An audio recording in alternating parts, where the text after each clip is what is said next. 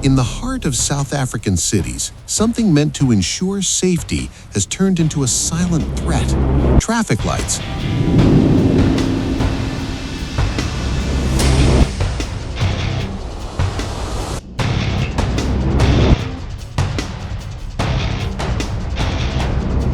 Locally called robots, vital for both vehicle and pedestrian circulation, have become targets of an ever-growing organized crime.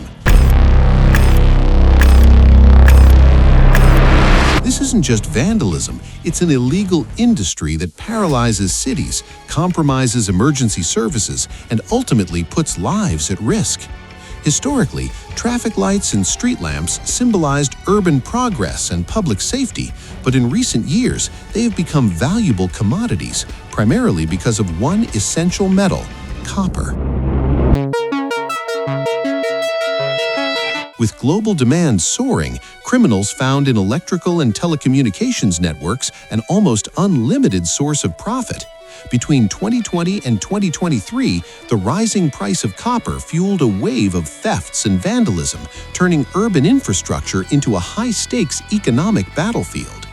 In Gauteng, South Africa's main province, traffic lights alone cost the government around $2 million in damages in a single year. At major intersections, reconstruction can reach $80,000 per point. Between 2021 and 2022, more than 5,500 cable thefts were recorded, totaling over 1,500 kilometers of missing wires. And while the number of incidents slightly decreased in 2022, the amount of stolen copper remained high. But this isn't just about dark traffic lights. Every stolen cable is part of a network that powers railways, telecommunication systems, and electricity distribution. In 2022, Transnet reported 123 attacks on railway infrastructure in a single week, including nearly 40 kilometers of stolen copper cables. The economic impact is devastating. The theft of copper and associated vandalism is estimated to cost the country around 187 billion rands per year, nearly 10% of GDP. On the streets, the reality is visible. Many intersections operate partially or are completely dark. In wealthier neighborhoods, some poles remain intact thanks to reinforced protections, but in less monitored areas, darkness prevails. Shopkeepers, immigrants, and ordinary citizens face daily assaults, while essential services like hospitals rely on generators that often fall short during prolonged blackouts.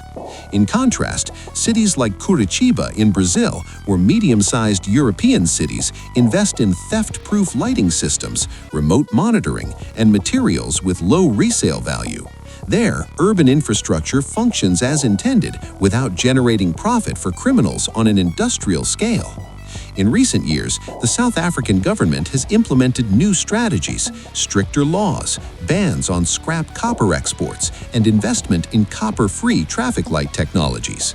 Energy companies have started hiring armed security to protect maintenance staff. These measures have already shown results. In March 2025, copper losses fell from 22.5 million rands to 4.7 million in just 1 month, but the battle is far from over. What we see on South African streets is more than crime. It reflects the country's economic, political, and structural choices.